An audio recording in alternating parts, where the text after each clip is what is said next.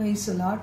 ஆண்டவராகிய இயேசு கிறிஸ்துவின் நாமத்தில் இந்த அதிகாலை பொழுதில் உங்கள் அனைவரையும் சந்திப்பதில் மகிழ்ச்சி அடைகிறேன். ஆண்டவராகிய இயேசு கிறிஸ்துவை நாம் உயர்த்தி நமது வாழ்விலே அவருக்கு முதலிடம் கொடுப்போம். கர்த்தர் நம்மை நிச்சயமாய் பாதுகாத்து ஆசீர்வதிப்பார். உம்மை அல்லாமல் எனக்கு யாருண்டு, உம்மை தவிர விருப்பம் எது உண்டு, ஆசையெல்லாம் நீதானையா, தேவையெல்லாம் நீதானையா, ஆசையெல்லாம் நீதானையா, தேவையெல்லாம் நீதானையா. ரட்சகரே இயேசுநாதா, தேவையெல்லாம் நீதானே. இதய கண்மலை நீதானையா, உரிய பங்கும் நீதானையா. இதய கண்மலை நீதானையா, உரிய பங்கும் நீதானையா. எப்போதும் உம்மோடு இருக்கின்றேன், வலக்கரம் பிடித்து தாங்குகிறீர். ஆசையெல்லாம் நீதானையா, தேவையெல்லாம் நீதானையா, ஆசையெல்லாம் நீதானையா, தேவையெல்லாம் நீதானையா. ரட்சகரே இயேசுநாதா, தேவையெல்லாம் நீதானே. உம்மோடு வாழ்வதே என் பாக்கியம், நீரே எனது உயிர் துடிப்பு. உம்மோடே வாழ்வது என் பாக்கியம், நீரே எனது உயிர் துடிப்பு. உமது விருப்பம் போல் நடத்துகின்றீர், முடிவிலே மகிமையில் ஏற்றுக்கொள்வீர். உமது விருப்பம் போல் நடத்துகின்றீர், முடிவிலே மகிமையில் ஏற்றுக்கொள்வீர். ஆசையெல்லாம் நீதானையா, தேவையெல்லாம் நீதானையா, ஆசையெல்லாம் நீதானையா, தேவையெல்லாம் நீதானையா. ரட்சகரே இயேசுநாதா, தேவையெல்லாம் நீதானே. உலகில் வாழும் நாட்களெல்லாம் உமது செயல்கள் சொல்லி மகிழ்வேன். உலகில் வாழும் நாட்களெல்லாம் உமது செயல்கள் சொல்லி மகிழ்வேன். உம்மைத்தான் அடைக்கலமாய் கொண்டுள்ளேன், உம்மையே நம்பி வாழ்ந்திருப்பேன். உம்மையே அடைக்கலமாய் கொண்டுள்ளேன், உம்மையே நம்பி வாழ்ந்திருப்பேன். ஆசையெல்லாம் நீதானையா, தேவையெல்லாம் நீதானையா, ஆசையெல்லாம் நீதானையா, தேவையெல்லாம் நீதானையா. ரட்சகரே இயேசுநாதா, தேவையெல்லாம் நீதானே.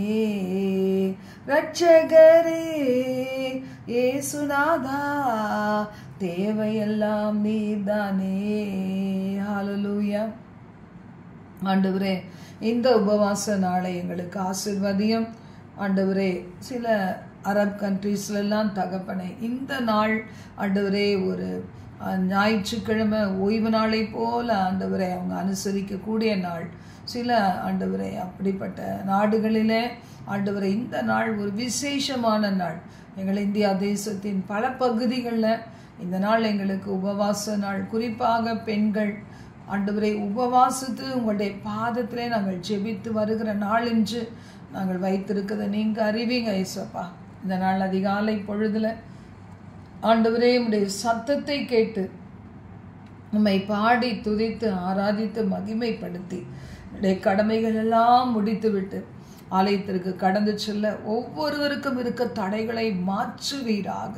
அன்றைய குடும்பத்தில் இருக்க நெருக்கங்களை மாற்று, சரீர பலவீனங்களை எடுத்து போடுவீராக. கர்த்தருடைய நாமத்தினால் உடைய பிள்ளைகள் நேரத்தை ஆசீர்வதிங்க. உங்களை தேடுகிறதுக்கு கிருபை தாருங்க. ஒரு சீரியஸ்னஸ் கொடுங்க. ஆவிக்குரிய வாழ்க்கையில வளரக்கூடிய கிருபைகளை ஆசைகளை கொடுப்பீராக. என் ஆண்டவரே மது கரத்தில் எங்களை தாழ்த்தி அர்ப்பணித்து ஜெபிக்கிறோம். ஆண்டவரே புத்தியுள்ள ஸ்திரீயை போல எங்கள் குடும்பங்களை உமக்குள் கட்டி எழுப்ப, எங்கள் சந்ததியினர் எங்களுடைய பிள்ளைகள் தங்கள் குடும்பத்தினரை கட்டி எழுப்ப, குடும்பங்களை கட்டி எழுப்ப, சபைகளை கட்டி எழுப்ப எங்களை கருவிகளாக பயன்படுத்த ஜெபிக்கிறோம். ஆண்டவரே எங்களோடு பேசுங்க, வழி நடத்துங்க. இயேசுவின் நாமத்தில் ஜெபிக்கிறோம் எங்கள் ஜீவனுள்ள நல்ல பிதாவே. ஆமேன், ஆமேன். இந்த நாள் நாம் பார்க்க போகிற செய்தியின் தலைப்பு, எத்தனை அளவு நாம் நம் வாழ்வின் தோல்விகளை முக்கியப்படுத்துகிறோம். இதைத்தான் நம்ம பார்க்க போகிறோம். தோல்விகளை முக்கியப்படுத்துவது என்பது வெற்றிக்கான ஒரு அடித்தளமாக காணப்படுகிறது. இந்த உலகத்தில் அநேகர் வெற்றி பெறுவாங்க, அநேகர் தோல்வியும் பெறுவாங்க. ஆனால் அந்த தோல்விகளை ஒரு மனிதன் எப்படி எடுத்துக்கொள்ளுகிறாங்களோ அதை பொறுத்து அவர்களை வாழ்க்கையில் படிப்படியான அநேக உயர்வுகளை கண்டடைய முடியும்.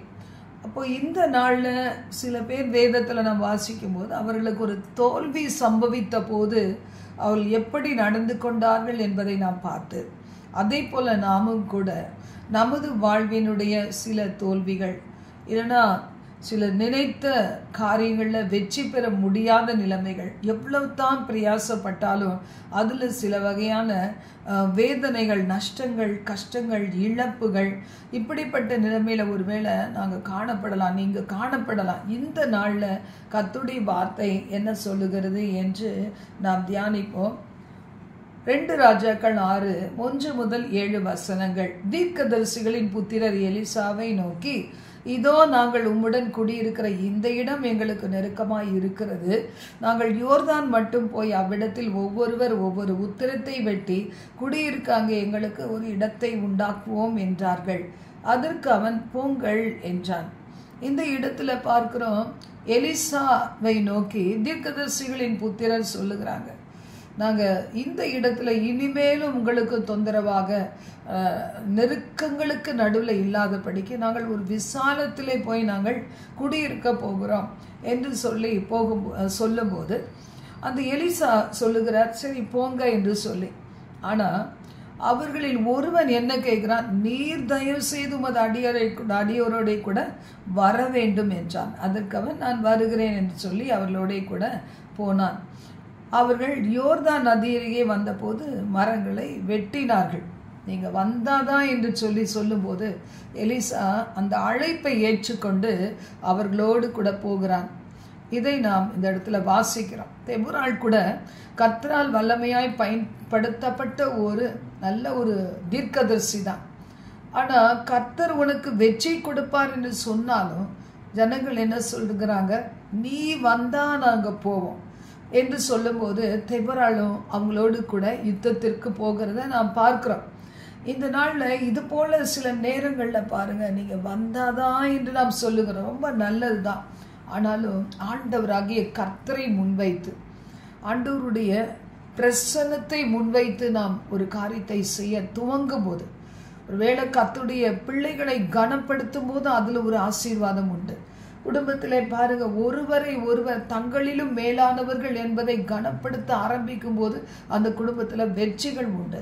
இப்போ இந்த இடத்துல எலிசா கூடவே போகும்போது அந்த இடத்துல நடந்தது என்ன, ஒருவன் ஒரு உத்திரத்தை வெட்டி விழுத்தும் போது கோடரி தண்ணீரில் விழுந்தது. அவன், ஐயோ என் ஆண்டவனே, அது இரவலாக வாங்கப்பட்டதே என்று கூவினான்.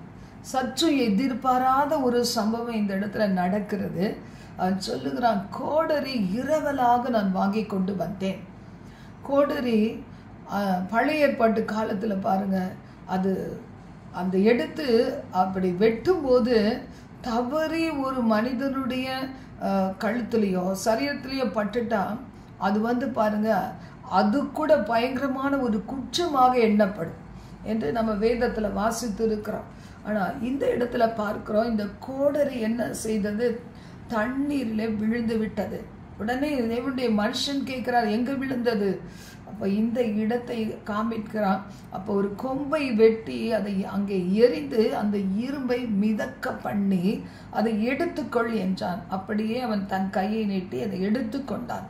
இன்னைக்கு நம்ம நினைத்து பார்க்கணும், தேவனுடைய பிள்ளைகளுக்கு ஒரு கஷ்டம்னு ஒன்று வந்துச்சுன்னா, ஒரு நிர்பந்தம்னு ஒன்று வந்துச்சுன்னா ஆண்டவராகிய கர்த்தர் இறங்கி விடுவார். எலியா 450 பாகால் தீர்க்கதரிசிகளுக்கு முன்னாடி சொல்லுகிறார், ஆண்டவரே நீங்கள் சொன்னபடிதான் நான் சொல்லியிருக்கிறேன், நீங்கள் செய்ய சொன்னதை நான் செய்திருக்கிறேன், நீர் எப்பொழுதும் எனக்கு செவி கொடுக்கிறீர் என்பது எனக்கு தெரியும். ஆனால் இப்பொழுதும் நான் உம்முடைய ஊழியக்காரன் என்றும் உடைய வார்த்தையின்படி செய்தேன் என்பதை நிரூபிக்கும்படி அக்கினியை இறக்கும் என்று சொல்லும்போது அந்த இடத்துல தேவன் அக்கினியை இறக்கி எலியாவை வெட்கப்படுத்தவில்லை என்று நம்ம வேதத்தில் வாசிக்கிறோம். நமக்கு ஒரு பிரச்சனை வந்ததுன்னா கர்த்தர் தாராளமாய் இறங்கி விடுவார். தம்மை பற்றி உத்தம இருதயத்தோடு இருக்கிறவர்களுக்கு தமது வல்லமையை வெளிப்படுத்த அவர் ஆவல் உள்ள தேவனாக இருக்கிறார். தீர்க்கதரிசிகளின் புத்திரர் பாருங்க, எலிசாவை நோக்கி அவர்கள் சொன்ன காரியம் கூட சில நேரம் அப்ரஹாமோடு வந்த லோத்து அவனுடைய குடும்பம் எல்லாம் ஆசீர்வதிக்கப்படுகிறது. லோத்துவினுடைய ஆடு மாடுகள் மிருக ஜீவன்களும் ஆசீர்வதிக்கப்படுகிறது. அப்போ என்ன செய்கிறாங்க, 2 வேலைக்காரர்களும் ஒருவரோடு ஒருவர் சண்டையிட்டு கொள்ளும்போது அப்ரஹாம் கிட்ட லோத்து நாங்கள் குடியிருக்கிறதுக்கு இடம் பத்தவில்லை என்று சொல்லும்போது அப்ரஹாம் சொல்லுகிறார், ஏதோ ஒரு இடத்தை நீ தெரிந்து கொள், நீ வடக்கே போனால் நான் தெற்கே போகிறேன், நீ கிழக்கே போனால் நான் மேற்கே போகிறேன் என்று சொல்லுகிறார். அப்பொழுது அந்த லோத்து என்ன செய்தார் நமக்கு தெரியும். அந்த நாளில் இருந்த பச்சை பசேன்னு இருந்த சோதோமை தெரிந்து கொண்டு அந்த இடத்துக்கு போனார் என்று நமக்கு தெரியும். அப்ரஹாமோ தனித்து நிற்கும் போது கர்த்தர் அவரை பார்த்து சொல்லுகிறார், நீ கண்கள் ஏறெடுத்து பார்க்கிற பூமியெல்லாம் உனக்கு தான் சொந்தம், கால் மிதிக்கிற எத்தேசத்தையும் உனக்கு நான் தருவேன்னு சொல்லுகிறத நாம் பார்க்கிறப்போ தேவன் தம்முடைய பிள்ளைகள் எந்த விதத்தையும் வெட்கப்படுத்துறதுக்கு விடவே மாட்டார், வெட்கப்படுவதற்கு விடவே மாட்டார். லூக்கா 15:8-10 வசனங்கள் வாசிக்கும் போது ஒரு ஸ்திரீ 10 வெள்ளிக்காசை உடையவளாய் இருந்து அதில் 1 வெள்ளிக்காசு காணாமல் போனால் விளக்கை கொளுத்தி வீட்டை பெருக்கி இதை கண்டுபிடிக்கும் வரைக்கும் ஜாக்கிரதையாய் தேடாமல் இருப்பாளோ? கண்டுபிடித்த பின்பு தன் சிநேகிதிகளையும் அயல் வீட்டுக்காரிகளையும் கூட வரவழைத்து காணாமல் போன வெள்ளிக்காசை கண்டுபிடித்தேன், என்னோடு கூட சந்தோஷப்படுங்கள் என்பாள் அல்லவா? அதுபோல மனம் திரும்புகிற ஒரே பாவி நிமித்தம் தேவனுடைய தூதருக்கு முன்பாக சந்தோஷம் உண்டாயிருக்கிறது என்று உங்களுக்கு சொல்லுகிறேன் என்றார். இந்த ஸ்திரீயை குறித்து நாம் பார்க்கும்போது 10 வெள்ளிக்காசு இருக்குது, ஒன்று தானே தொலைந்து போச்சு என்று நினைக்கல. அவள் என்ன செய்கிறாள், அதுக்கான பிரயாசங்களை படுகிறாள். சரி கோடரி போயிடுச்சு அவ்வளோதான் என்று சொல்லி நினைக்காதபடிக்கு அது இரவலாக வாங்கப்பட்டது, அது கொடுக்க வேண்டும், இது எனக்கு தேவை என்று கதறி அழுத போது இரும்பையே மிதக்க பண்ணின தேவன் இந்த இடத்துல கூட அவளுக்கு கண்டுபிடிக்க முடியல அந்த 1 வெள்ளிக்காசை. ஆனால் எடுக்கிற பிரயாசங்களை எடுக்கிறார், விளக்கை கொளுத்தி வீட்டை பெருக்கி கண்டுபிடிக்கிற வரைக்கும் ஜாக்கிரதையாய் தேடுவாள் என்று வேதம் சொல்லுகிறது. இன்னைக்கு இந்த உபவாச நாளில் கூட நாம் நம்மை ஆராய்ந்து பார்க்கலாம். எந்த ஒரு ஆவிக்குரிய கிருபையை நாம் இழந்து விட்டோம், ஆவிக்குரிய தாகத்தை இழந்து விட்டோம், ஜெபிக்கிறதுக்கு நமக்கு மறந்து விட்டோம், வேதம் வாசிப்புல ஒரு இன்ட்ரெஸ்ட் இல்லாம இருக்கிறோம், ஊழியங்களில இணைந்து செயல்பட முடியாத நிலைமை. தேவ ஆவியானவருக்கு எதற்காக நான் எதிர்த்து நிற்கிறேன், எங்கே நான் தவறு பண்ணிவிட்டேன், எந்த ஒரு ஆகாத ஒரு ஐக்கியத்தில் என்னை பிணைத்து கொண்டு இந்த நாளில் ஆவிக்குரிய வாழ்க்கையிலே ஒரு தரித்திரம், ஒரு வறுமை, வெறுமையான சூழ்நிலைகள் இருக்கிறது என்பதை இன்னைக்கு நம்ம தேடி கண்டுபிடிச்சு நம்ம சரிப்படுத்துவோமானா ஆண்டவராகிய கர்த்தருடைய வார்த்தை சொல்லுகிறது போல பரலோகத்தில் மிகுந்த சந்தோஷம் உண்டாவது போல பூலோகத்தில் நம்ம தேவனை தேடுகிற ஒவ்வொருவருக்குள் சந்தோஷத்தை நிறைவாய் கொடுத்து உங்களை அனுப்ப போகிறார். அதனால் இந்த அதிகாலை பொழுதிலேயே நீங்க ஆயத்தமாய் விடுங்க. என்னுடைய வாழ்க்கையில ஆண்டவராகிய கர்த்தருடைய தழும்புகள் இருந்தும் கீலேயாத்தின் பிசின் தைலமாய் அவருடைய அபிஷேகம் இருந்தும் இன்னும் என்னுடைய காயம் ஆறாதது என்ன என்று சொல்லி நாம் கண்டுபிடிப்போம். கர்த்தருடைய வார்த்தைகளின் அடிப்படையில் நமது வாழ்க்கையினுடைய சில வெடிப்புகளை, சில வறட்சி மாற்றிக்கொள்வதற்கு நாம் பிரயாசப்படுவோம். அந்த ஒரு வெள்ளைக்காசை காணாமல் போட்ட அந்த ஸ்திரீ எடுத்த முயற்சியை போல இன்று வேத வசனத்தினுடைய வெளிச்சத்திலே நமது குறைவுகளை கண்டுபிடித்து அதை அழித்து விடும்போது அதிலிருந்து நாம் விடுவிக்கப்பட உபவாசித்து நம்மை தாழ்த்தி நம்மை வெறுமையாக்கி தேவ சமூகத்தில் கதறி கேட்கும்போது கர்த்தர் நிச்சயமா உங்களுடைய வாழ்க்கையில அற்புதங்களை காண செய்வார். இந்த நாள் நீங்க உபவாசிக்கிற ஜெபத்துக்கு பதில் கொடுப்பார். இப்ப நம்மளை எந்த விதத்துல ஒரு சத்துரு பாதித்தாலும் அந்த இடத்துல தேவன் தம்முடைய வல்லமையை வெளிப்படுத்த ஒரு நாள் மறக்காத தேவன். இதை நாம அறிந்து கொள்ள வேண்டும். ஏன்னா நம்ம யாரு? 1 பேதுரு 2:9 சொல்லுகிறது, நீங்களோ உங்களை அந்தகாரத்தினின்று தம்முடைய ஆச்சரியமான ஒளியினிடத்திற்கு வரவழைத்தவருடைய நம்மை வரவழைத்திருக்கிறார். அந்தகாரம் இல்லை. இனி உன்னுடைய பங்கு அவிசுவாசம் இல்லை, கவலை இல்லை, குழப்பம் இல்லை, வேதனை இல்லை, கசப்பு இல்லை, பழைய காரியத்தினுடைய ஒரு ஆழமான காயங்களை பற்றிய உணர்வு இல்லை. அதுல இருந்தெல்லாம் உன்னை என்னுடைய ஒளியிடத்திற்கு கொண்டு வந்து நீதியின் சூரியனாய் உன் வாழ்க்கையிலே பிரவேசித்து உன் காயங்களை ஆற்றி நான் என்ன செய்கிறேன்? அழைத்தவருடைய புண்ணியங்களை அறிவிக்கும்படி நீ தெரிந்து கொள்ளப்பட்ட சந்ததி, ராஜரிக ஆசாரிய கூட்டம், பரிசுத்த சந்ததி, அவருக்கு சொந்தமான ஜனம் என்று நீ அறியும்படிக்கு உன்னை நடத்துகிற கர்த்தர் என்று வேதம் சொல்லுகிறது. சங்கீதம் 116 சொல்லுகிறது, கர்த்தாவே நான் உமது அடியாளின் புத்திரனும் உமது ஊழியக்காரனுமாய் இருக்கிறேன், என் கட்டுகளை அவிழ்த்து விட்டேன்.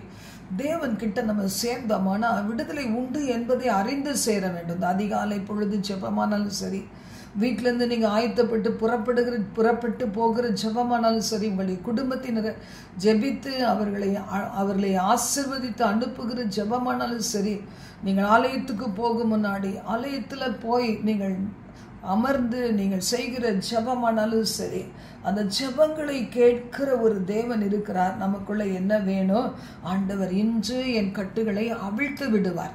சில நேரங்களில் பாருங்களேன், நமக்கு வெற்றி கிடைத்தா கூட பொல்லாத சத்துரு பல சூழ்நிலைகளை கொடுத்து மறுபடியும் ஒரு விசையாய் நம்மளை சிறையில் போட நினைக்கிறான்.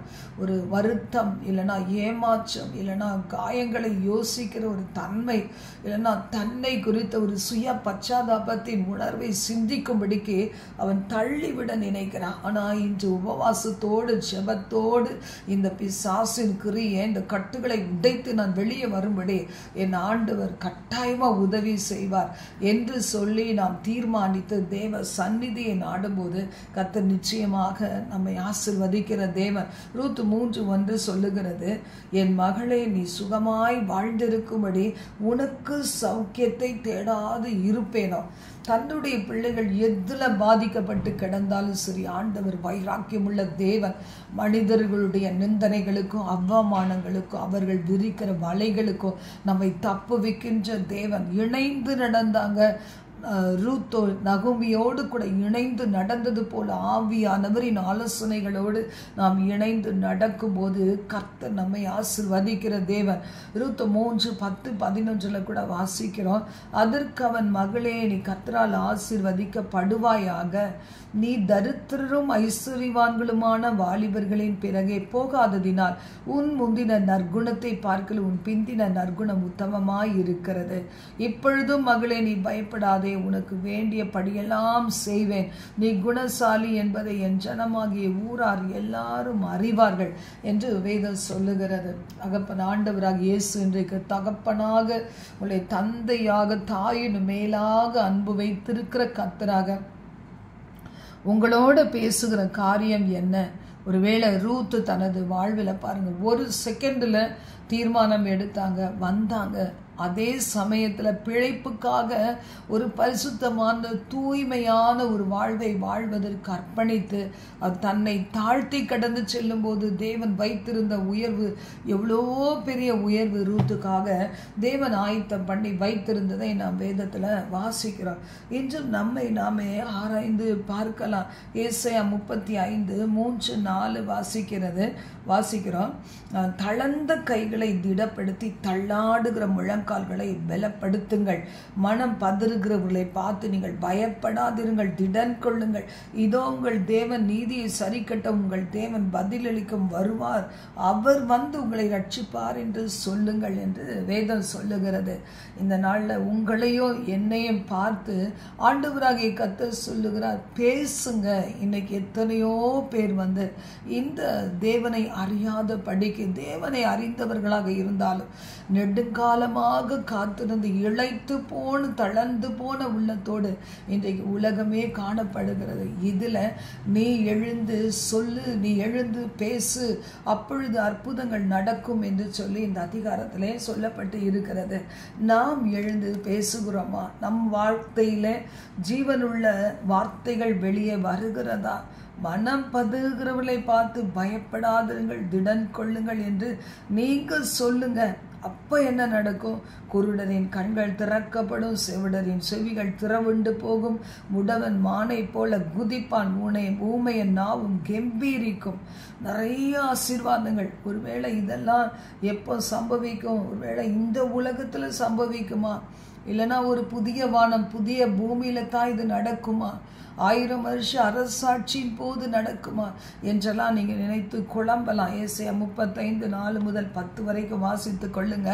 ஆனா கர்த்தருடைய வார்த்தை சொல்லுகிறது, மறுமைக்கான நம்பிக்கை நமக்குள்ள இருந்தாலும் இம்மைக்காக நாம் வாழ்கிற காரியங்களில நாம் பெற்றுக்கொள்ள வேண்டிய விடுதலையும் வெற்றியும் நாம் பெற்றுக்கொள்ளும்படியாக இந்த வார்த்தைகளின் அடிப்படையில் நாம் தேவனை நோக்கி கெஞ்சும் போது, தேவனை நோக்கி மன்றாடும் போது, தேவனுடைய சமூகத்தில் இந்த வார்த்தைகளின் அடிப்படையில் நாம் செபித்து நாம் துதித்து தேவனை மகிமைப்படுத்தும் போது நிச்சயமாகவே கர்த்தர் நம்முடைய வாழ்வில் நினைத்து கூட பார்க்க முடியாத அளவுக்கு அற்புதங்களை காண செய்வார்.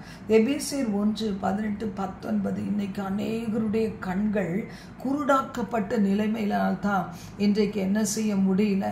என்ன சிம்சோன் தன்னை விட்டு தேவ ஆவியானவர் எடுப்பட்டதையே உணரல. அவனுடைய கண்கள் குருடாக்கப்பட்டிருந்தது. யாரை நம்ம நேசிக்கிறோம், யார் எனக்கு வேணும் என்று சொல்லி பெற்றோரிடத்தில் அடம் பிடித்து அந்த திருமணத்தை முடித்தோம் என்பது சிம்சோனுக்கு தெரியல. அவனுடைய கண்கள் அடைக்கப்பட்டு இருந்தது. வசனம் சொல்லுகிறது, நீங்கள் நம்மை அழைத்ததினாலே நமக்கு உண்டாயிருக்கிற நம்பிக்கை இன்னது என்றும் பரிசுத்தவான்களிடத்தில் தமக்கு உண்டாயிருக்கிற சுதந்திரத்தினுடைய மகிமையின் ஐஸ்வர்யம் இன்னது என்றும் தாம் கிறிஸ்துவை மரித்தோரிலிருந்து எழுப்பி அவரிடத்தில் நடப்பித்த பலத்த சத்துவத்தின் வல்லமையின்படி விசுவாசிகளாகி நம்மிடத்தில் காண்பிக்கும் தம்முடைய வல்லமையின் மகாமேன்மையான மகத்துவம் இன்னதென்றும் நீங்கள் அறியும்படிக்கு அவர் உங்களுக்கு பிரகாசமுள்ள மனக்கண்களை கொடுக்க வேண்டும் என்றும் வேண்டிக் கொள்ளுகிறேன். பிரகாசமுள்ள மனக்கண்கள். அந்த 10 வெள்ளிக்காசையில் ஒன்றை துளைத்த அந்த ஸ்திரீயை போல இன்றைக்கு நமக்கு கூட இந்த கண்கள் திறக்கப்பட்டு இருந்ததுன்னா நிச்சயமாக நம்முடைய வாழ்வில் நாம் இழந்தவைகளை எப்படி நாம் மறுபடியும் பெற்றுக்கொள்ள முடியும். யோவேலில் சொல்லப்பட்டது போல பச்சை கிளிகளும் முசுக்குட்டை பூச்சிகளும் பச்சை புழுக்களும் வெட்டுக்கிளிகளும் அழித்த அழிவின் பலனை நான் உங்களுக்கு திரும்ப தருவேன் என்று வேதம் சொல்லுகிறது.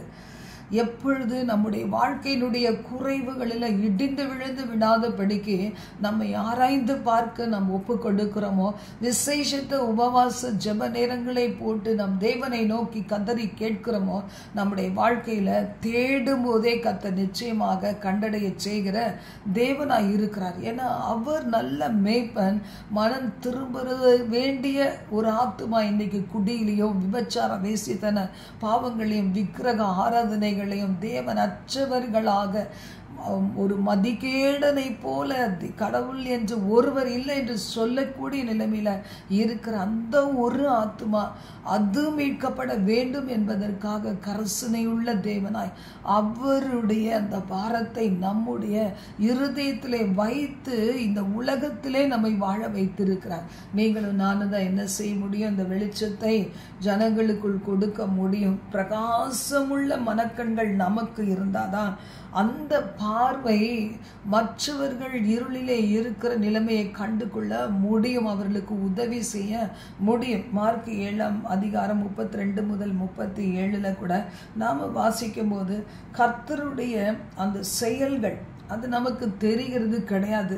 இந்த இடத்துல பார்க்கும்போது கொன்னை வாயுடைய ஒரு செவிடனை அவனிடத்தில் கொண்டு வந்து தமது கையை வைக்கும்படி வேண்டிக் கொண்டார்கள்.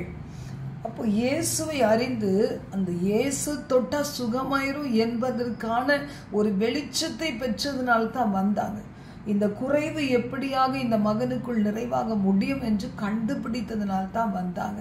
அப்போ கண்டுபிடித்து வந்த போது ஆண்டவர் இயேசு என்ன செய்கிறார்? ஜனக்கூட்டத்தை விட்டு தனியே அழைத்து கொண்டு போகிறார். ஏன்னா அவ்விசுவாசம் உள்ள இடத்துல கர்த்தரால பாருங்க அற்புதங்கள் செய்ய முடியாது. தாம் வளர்ந்த ஊர்ல அவ்விசுவாசம் இருந்ததினால கர்த்தர் ஒரு அற்புதம் செய்யாதபடி அடுத்த இடத்துக்கு கடந்து போனார் என்பதை நாம் வாசித்து இருக்கிறோம். இந்த இடத்துல இந்த ஜனங்களுக்கு நடுவுல அவ்விசுவாசம் உள்ள ஜனங்களுக்கு பரிசிக்கிற ஜனங்களுக்கு நடுவுல அற்புதங்கள் நடைபெற முடியாது என்று சொல்லி ஜனக்கூட்டத்திலிருந்து வேறு பிரித்து அவனை கொண்டு சென்று தம்முடைய விரல்களை அவன் காதுகளில் வைத்து உமிழ்ந்து அவனுடைய நாவை தொட்டு வானத்தை அண்ணாந்து பார்த்து பெருமூச்சு விட்டு எப்பத்தா என்று சொல்லுகிறார், திறக்கப்படுவாயாக. உடனே அவன் செவிகள் திறக்கப்பட்டு நாவின் கட்டு அவிழ்ந்து அவ்வளவாய் அவன் செம்மையாய் பேசுகிறான். ஆடி பாடி ஓடி குதித்து இந்த செய்தியை போகிற இடமெல்லாம் சொல்லிக்கொண்டே சொல்லுகிறான். இப்போ இப்படிப்பட்ட விதத்துல நாம இருக்கிறோமா? கதறி கதறி என்னுடைய பிள்ளையுடைய சந்தோஷம், என் மகனுடைய மகளுடைய வாழ்வில் இருக்க மந்த தன்மைகள் நீங்க வேண்டும், இது இருக்கிறது, இதை கண்டுபிடித்து விட்டேன், இயேசுவிடத்துல கொண்டு செல்வேன் என்று சொல்லுகிற பிள்ளைகளுக்கு நிச்சயமாக இன்று ஒரு விடுதலை உண்டு. அதே மாதிரி தான் நாம அப்போஸ்தலர் அதிகாரத்துல நம்ம வாசிக்கும் போது பார்க்கிறோம். இந்த தொற்காலை இழந்த பிள்ளைகள் அப்போஸ்தலர் 9:36 முதல் 42 தபித்தாள் என்கிற அந்த தொற்காலை இழந்த பிள்ளைகள், அந்த ஸ்திரீகள், அவளை போன்ற விதவைகள் என்ன செய்கிறாங்க?